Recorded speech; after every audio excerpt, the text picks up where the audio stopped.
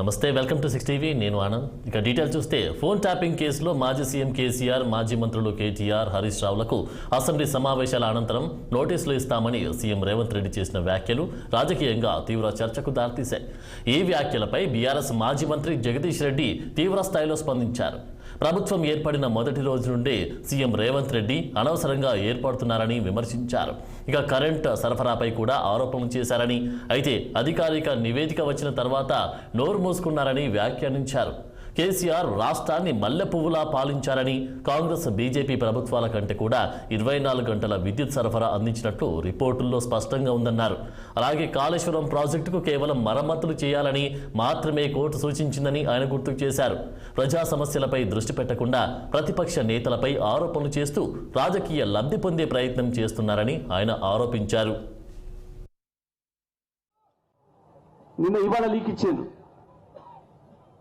ఇవాళ ఏం లీక్ ఇచ్చిండ్రు? టెలిఫోన్ ట్యాపింగ్ కేసులో కేసీఆర్కు నోటీసు, కేటీఆర్ నోటీసు, హరీష్ రావుకు నోటీసు ఇస్తున్నారు. ఇప్పుడు ఏడట, ఇప్పుడు ఇస్తున్నట్టు ఇలా లీక్ ఇచ్చి అసెంబ్లీ అయిపోగానే ఇస్తాడట. ఎంతకాలమైంది దీని మీద మాట్లాడబట్టి? వాడు ప్రభుత్వం ఏర్పడ్డ మొదటి రోజు నుంచి దీని గురించి 7 రోజులు లేదు. వాడు కరెంటు మీద ఏడ్చిండు, వచ్చిన రిపోర్టును కిందంగా లోపల పెట్టుకున్నాడు, బయట రానికుండా చూస్తే నా ఇజ్జత్ పోతుంది అని. కేసీఆర్ మల్లెపూలాగా ఉన్నాడు రా కొడుక, ఇలా ఏమీ లేదు, కేసీఆర్ చాలా అద్భుతం చేసిండు, 24 గంటల కరెంట్ ఇచ్చి ఈ దేశానికి బుద్ధి చెప్పిండు, మొత్తం మీ బీజేపీ కాంగ్రెస్ కూడా ఉంది దాంట్లో రిపోర్ట్. మనిషి ఆమె కడపని చూడబెట్టుకున్నాడు కొడుకు. కాళేశ్వరం ఎగిరిండు.